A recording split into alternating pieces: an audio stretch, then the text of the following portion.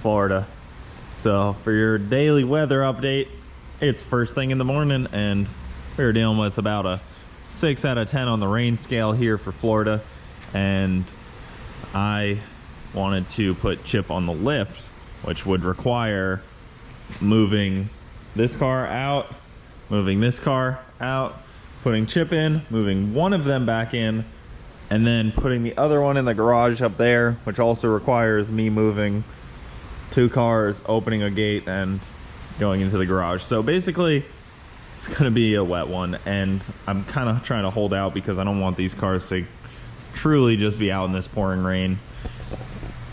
Truly a first world problem. But it's a problem I'm facing nonetheless.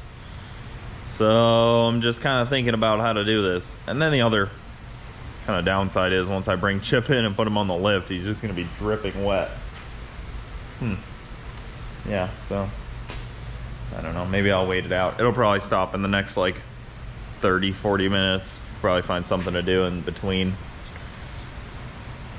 So today I wanted to pull apart Chip. I want to take the motor out. I want to start getting into that because I want to have that car, you know, progressing pretty quickly. I wanted to bring it back to the track tomorrow night and put the bigger nitrous jet in it, but I am just getting too antsy. I want to start working on it. It's sitting there being a kind of an unuseful to me car. Is just irritating me, and I want to bring it in here and start pulling the motor out. And it still runs and drives right now, so I can pull it into the shop without worrying about having to push it. And I can get it lined up on the lift and everything like that without having to fight with it, which will be really nice. I'll probably eventually put a winch. A lot of you guys have said to put a winch, but it's just kind of one of those things that, you know, we always tell ourselves we'll do it eventually. Car shuffle is done. Nice and tight here with both of these cars now. A little tighter than I'd love, but what are you gonna do? You know, this is what I get. Bronte doesn't like my windshield banner on this thing, but I don't know, it's pretty sick. I swear you could cut the humidity with a knife right now.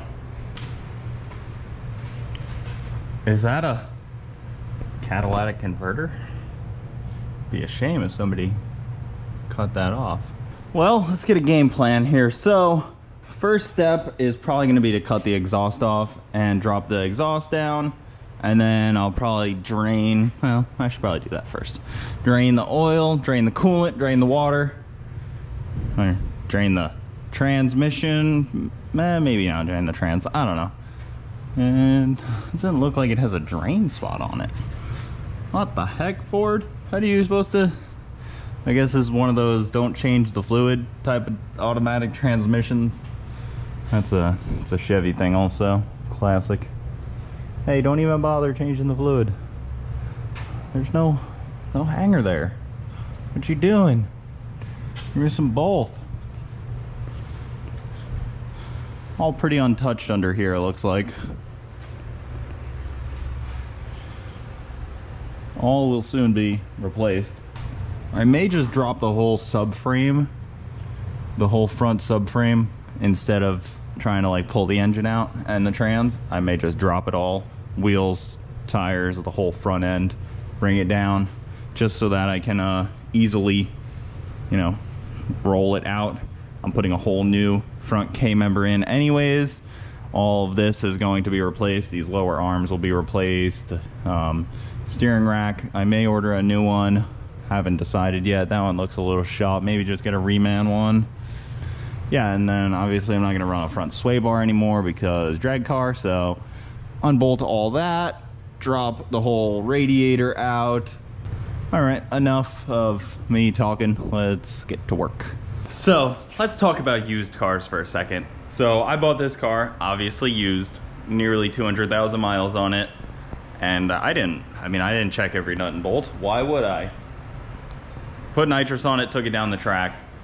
And now I'm going around, you know, draining the fluid and putting some PB Blaster on everything just so I can, you know, hopefully get some of these rusty-ish bolts.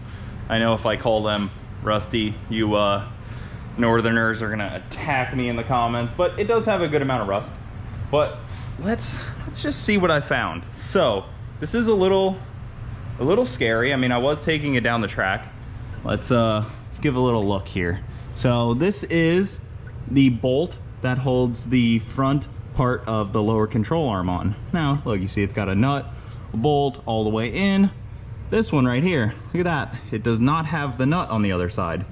It's not all the way in, and it's missing a nut. You know, that'd probably be okay. I mean, even though launching it, it does go that way. Little hairy. This side, so look at that.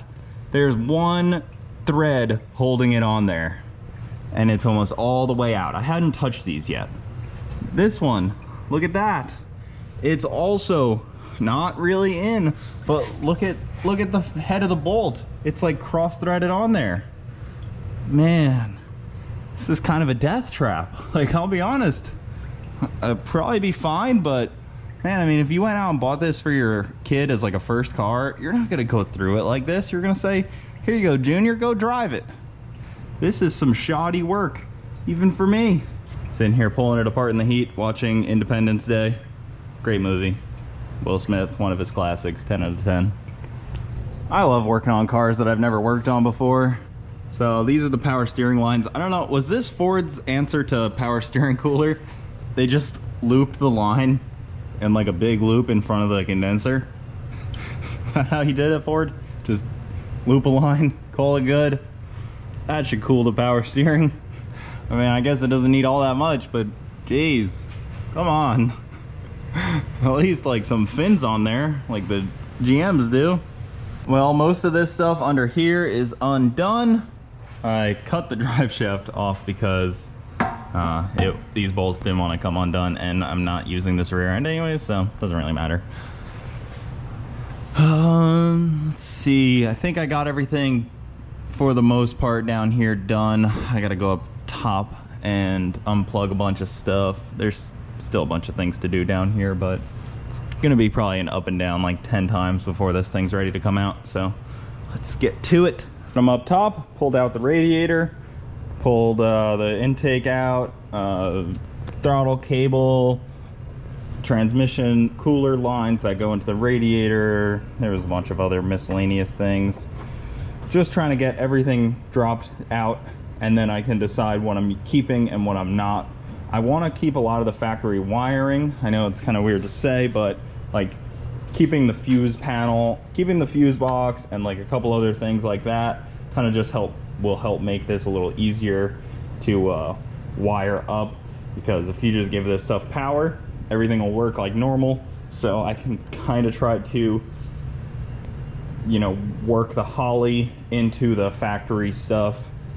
That would be the goal. We'll see how well that works out once I really get into the wiring of it, but don't want to take anything out permanently if I may end up using it down the line. That's kind of where I'm going with that. So opens up a lot of space once I'm sweating. So opens up a lot of space once the radiator's out, and then I can pull everything else out. I'm gonna pull out this condenser just because it's really old and shot, so I'd rather get a new condenser if I'm putting AC in, just to give my radiator the proper flow it needs. And the radiator line, the AC lines, I'll redo anyways, because these aren't going to work with the Chevy stuff for the most part. I would imagine. I don't fully know, but it'll be much cleaner to just remake them or order new ones. So I'm gonna do that, and then like all this stuff, I don't know what all this stuff does, but I doubt a lot of it's going to be needed. More of my findings of shoddy work. Somebody must have had this caliper off or this line off, and they put a nice little loop in the line. Nice little curve in the junky rubber line. Well, these dogs came to give me some emotional support, but instead they just chased dragonflies around the puddle for about the last 20 minutes. Oh, there you go. Big dragonfly chasers. Well, it took me exactly one Independence Day full movie to pull this. So it's out. Look at that. The whole deal. That's a brake line leaking. I cut those because I figured it's probably best, and it keeps me from potentially wanting to do, you know, one of those deals where I'm like, oh, maybe I'll just reuse that. No, I shouldn't do that. So look at that, all out. Pretty simple deal. Just put it onto there, and then as I raised it up, I was able to access more things. Brake lines are leaking, bugging me. All right, well, now that those brakes are gonna bleed fully, and that's gonna take a little bit, now I gotta figure out how to get this, you know, out of my workstation so I can lower the car back down and clean up everything and finish up the engine bay. The engine bay is actually super clean, honestly. I didn't expect it to be that nice. Usually there's a bunch of grit and grime and stuff on there, so not bad. It looks like something broke off when I was lowering it down. Let's see what that was. It's whatever this is right here, probably an AC line. That's unfortunate. Something like that. I don't know where that one goes to. If anybody wants this thing, you are welcome to message me on my email. It's in the description of this video, and if you're in like the Bradenton, Sarasota area, come grab it, because I will help you put this thing in the back of a truck or something, because I don't want any of it. None of this is useful to me. I think this should work. So put a ratchet strap around each shock, and I should be able to pull it around with the trans jack. There's no jack under it. The only things holding it up now are itself, which these springs are kind of keeping the motor from wanting to like go down too far, and the ratchet strap is keeping the wheels from wanting to go out. Steering should be pretty tight, so we shouldn't have to worry too much about that.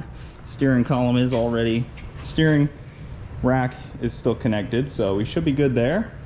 Should be able to just pull this thing around. So give this a try. I'm actually super curious. I don't know where I'm moving it to yet, but it'll be nice to move it.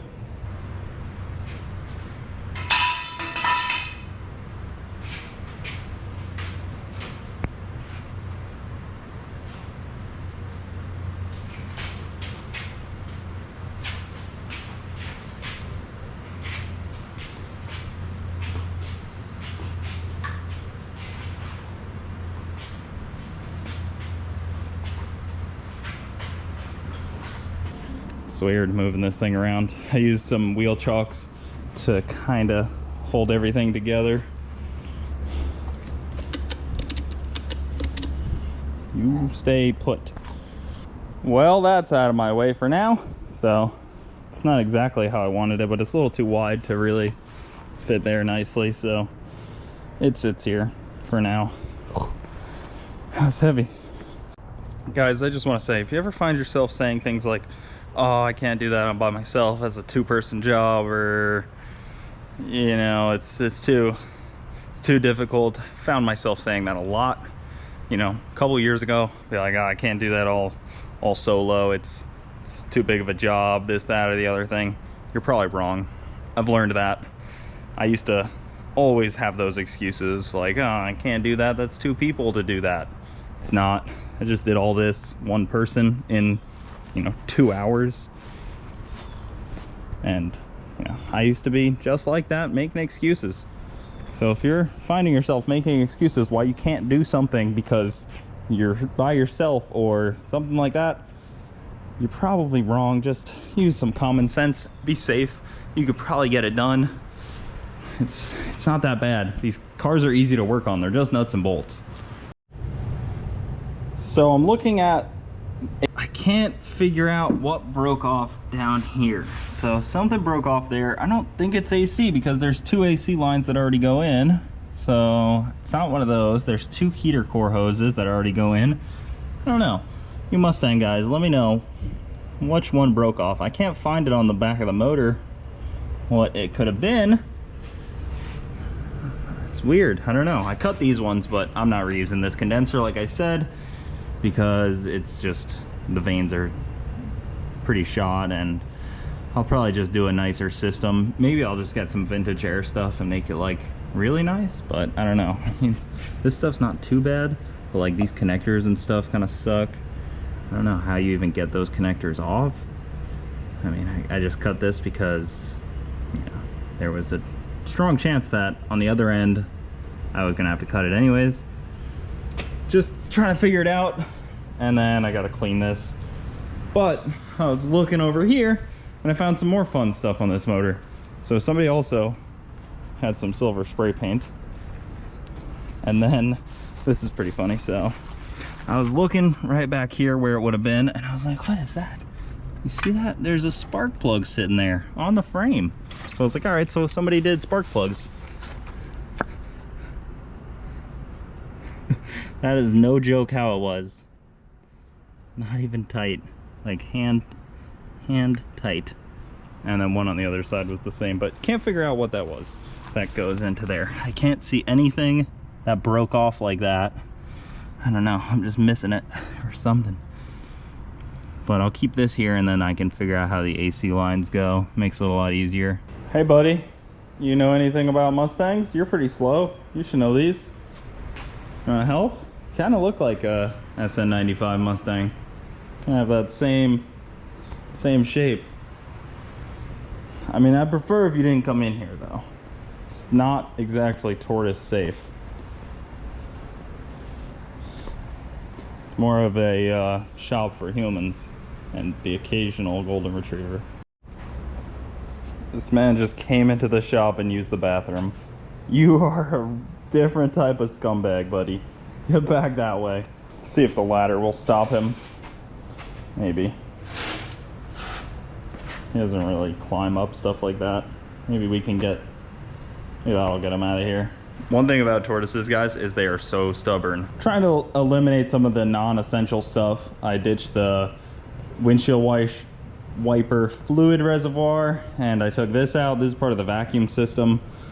Most of this vacuum system, a lot of the complicated stuff seems to be to control the cruise control, because this is a drive-by cable. It has, you know, kind of a complex cruise control system. It's not just like a simple, you know, electric drive-by-wire setup. So all this vacuum stuff, and then this vacuum, there's like there's like this whole deal over here that controls the cruise control. Kind of a lot going on for it, I'll be honest, but stuff I don't need. It's definitely cruise control. And then I'm gonna take all the brake lines out from actually take the whole braking system out. I have to get onto the dash. There's probably about 2 bolts holding this whole master in, and then I can pull the booster and the master cylinder out, undo all these brake lines, and then we can start fresh. So this is basically what I was going for on this car, because you can see there is nothing in here, but I did leave the OEM harness and everything like that. So I put some power, you know, ground to the chassis, and then power to the fuse box over here, like the OEM, you know, setup did the batteries like that. And then you can come in here, put your key in, and you know, everything works. You got blinkers, you got your headlights, you got your, you know, you got your tail lights, so everything would still work like factory. So then I'll just have that go off of key on ignition. We're good to go. So I can even probably run like the starter and stuff through the factory, and you know, maybe even like maybe we get a little fancy with it. There's some other cool ideas I have, but that's the idea I'm going with here. So keep it basically as OEM as possible, you know, with a twist. I think that'll make this car really cool if everything operates like factory. You know, you get in, you can turn on the AC like a normal car. Nothing's like too crazy out of hand. Kind of just like you're driving a Mustang, but it has an LSA. That's kind of my goal for it, because that'll make this car really enjoyable. And I think it'll kind of bring a cool factor to it, and just basically how I'm kind of feeling about it. I am doing a steering column, but I'm so back and forth. I love those Motion Raceworks steering columns, but man, having all of that OEM stuff would be really cool too. So just be prepared, guys. I'll say OEM about 1,000,000 times in this series because that's kind of the name of this game. It's OEM Plus. Yeah, like, I mean, it's I don't know, it's kind of cool, but the only things on it really are cruise control. That's like the only thing on it, and the horn. So it's really not all that necessary. And then obviously the stock has just this guy, which is like windshield wipers, headlights, taillights, blinkers, and then there's some more stuff here, some dome lights and whatnot. But we might even be able to get like the key and ignition, like the if we keep it, we can get like the key and everything, the starter to work, and like actually have a key and lock button and all that. I don't know, what do you guys think? Should I leave it looking true street car in here, like no column, just eventually put the cage in? I mean, I will have to put a cage in, but you know, that'll be the only thing that really sets this apart. I'm just torn on the steering column. It's so cool having just the stock setup. Maybe get like a Cobra wheel or something, I don't know. You guys let me know what you think about that. Definitely get rid of these stock seats because these stock seats are terrible. If anybody's got some like aftermarket stock-ish Mustang seats that are like better than these, I'm interested. I don't know if I want to put the normal Kirkies in this thing. I said the same thing about the Camaro and I ended up with Kirkies in it. Maybe put some like nicer aftermarket seats in there, I don't know. Figure it out, but I do like that I can just retain everything very simply on this car, and it's not all that heavy. I mean, it's just some wiring. It's really not that big of an issue. It's kind of just, if I could just tuck it enough. The Mustang did pretty good with, you know, putting all the wiring out, like on the frame rails, out of the way. Nothing behind or anything like that. So yeah, I'll just dig around and see what I can do. Some of this stuff I probably don't need. I'll hook the battery up and see if everything works. And if it all does, then I'll just ditch all this stuff. I don't know what the Motorcraft module is. That may be for the fans, I don't know. Today's mission is to clean up the engine bay. Make it look, you know, not like it's got 200,000 miles of dirt and debris. Took the fire blanket off. That's what these are for, if you guys didn't know. If there's a fire, these help smother it, keep noise down, that kind of thing. So I don't know if that's factory. These don't look like OEM cuts, but I can't imagine Ford doing that, and I also can't imagine anybody doing that for any performance benefit whatsoever, unless somebody was planning on adding some like vents or something. I don't know. This is why my light didn't work. It was unplugged. I don't know where the plug is. On today's movie of the day is The Fast and the Furious. Classic movie. It's been a long time since I've seen it, so nice to listen to it. So just sitting here cranking away, and I just started thinking about the Fast and Furious. Man, my man Jesse got freaking cheated out of that franchise. He missed out on like 8 movies. They replaced him as the smart guy with Tej. Tough break, man. He missed out on a big chunk of change by being in like 9 other movies. So tough break for Jesse. So my first step is done. Took everything out, brake boosters out. There's a ton of room now. So next I'm going to spray it all down with super clean, let it sit for a minute, and then kind of scrub it in with the brushes that I have here. I've used these brushes to clean engine bays before and bought them at Walmart. They're like $1 or something. I think you're used for cleaning toilets, but I bought them to clean engine bays. So I'm gonna spray this all down, let it sit for a few minutes, and then really scrub it in. Well, the engine bay is clean now and drying. I got like 90%, I would say, of the dirt and grime off. Even took a bunch of the paint off. The engine bays usually don't have like a hardened or clear coat from what I understand, so the paint comes off pretty easy in an engine bay. I probably got about 15 out of the 25 years of grime off of this thing, but like some of this stuff like that is like really thick. Like over here, it's just so thick on there it won't come off. I'm sure I could get it off with like some more scrubbing, but I don't know if I want to even continue. I just kind of spray it and let it fall on the ground here. It doesn't bother me that much, and it's so easy to clean up. You just let the water all dry, and then you can either sweep it up or mop it up, whatever. But that cleaned the engine bay really well. Now let it dry and figure out how to paint it. So I painted the Camaro engine bay black, but there was nothing in it. This has a lot of wiring harness and a lot of stuff still, so I don't fully know how I'm gonna do it yet.